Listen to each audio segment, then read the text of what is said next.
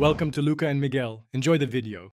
You begin by confirming Chrome is installed and closed. This avoids file locks. Once done, open Start, type Chrome, right-click the app and choose Open File Location to reveal the shortcut. If that goes to the store link, navigate to C, /program files /Google /Chrome /application and locate Chrome. exe. Right-click the Chrome. exe or the shortcut and select Properties. Make sure you're editing an actual shortcut file, not a pinned taskbar stub, because only shortcuts can change icons. Next, in the Shortcut tab, click Change Icon to open the icon selector. You can browse to a ICO file you prepared or choose Chrome, exe or another, exe/DLL that contains icons. This is where the visual swap happens.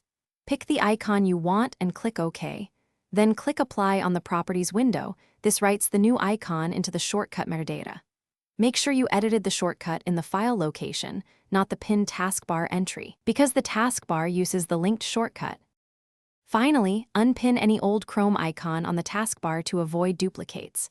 Drag your edited shortcut to the taskbar, or right-click it and choose Pin to Taskbar. This creates a pinned icon that reflects the shortcut's icon. Then launch Chrome to confirm the icon shows correctly.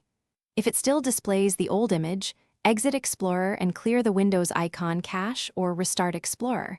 This forces Windows to reload icons.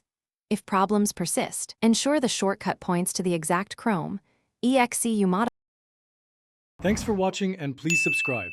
It's the best investment you'll ever make.